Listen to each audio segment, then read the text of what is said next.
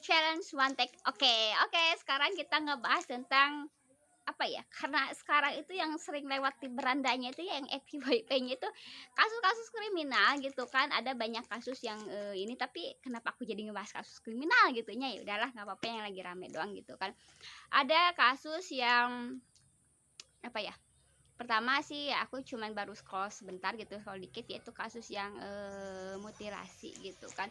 Cuman jadi, pelajaran itu kalian tinggal, cari ajalah kasus mutilasi gitu kan. Itu, dimutilasi oleh pasangannya, nggak tahu ada apakah sudah nikah siri, nggak tahu tinggal bersama tanpa ikatan pernikahan, nggak tahu ya itu mah, nanti kalian cari info sendiri aja gitu kan. Cuman katanya si pelakunya itu adalah, ojek online gitu ya kalau nggak salah, tapi dia mantan, jagal gitu. Makanya dia dimutilasi sampai ke beberapa bagian, ke, ratusan lah, 65 bagian yang dibuang ke hutan dan, sisanya ada yang ada yang masih tersimpan di kosannya. Jadi sekitar 100 apa 200 apa 300 bagian yang dipecah-pecah gitu kan, ngeri banget gitu. Ya kita ya sebagai orang tua, orang anak saya masih kecil, cuman mungkin anak saya juga akan bertumbuh besar, memang apa ya istilahnya itu, bekal dari rumah itu harus cukup gitu ya, bukan hanya bekal uang, tapi juga bekal iman gitu kan. Dimana pendidikan di rumah itu sangat penting, bekal dia untuk jadi dewasa gitu.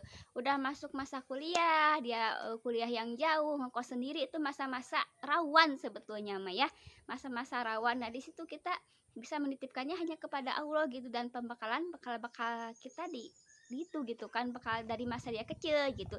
Jadi masa pendidikan dari dia lahir sampai TK, SD, SMP, SMA, bagaimana caranya supaya kita lepas anak kita di masa perguruan tinggi, lepas dari kita, nggak serumah, bekal itu masih tetap ada gitu, masih nerap di dia gitu kan. Nah itu PR-nya seorang ibu ya. Jadi, buat seorang ibu jangan pernah berhenti mendoakan anaknya, baik anak yang dekat, baik anak yang, jauh, terus berdoa. Dan jangan lupa ya, amal surat pagi dan petang itu wajib banget diamalkan oleh ibu ya, karena menjaga kita, menjaga diri kita, menjaga pasangan, menjaga keturunan kita gitu. Oke, sekian. Tadinya mau 1 menit tapi ternyata lebih dari 1 menit. Perasaan aku ngomongnya itu baru sebentar ya, tapi nggak apa-apa.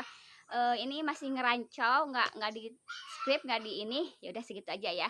Bye bye. Assalamualaikum.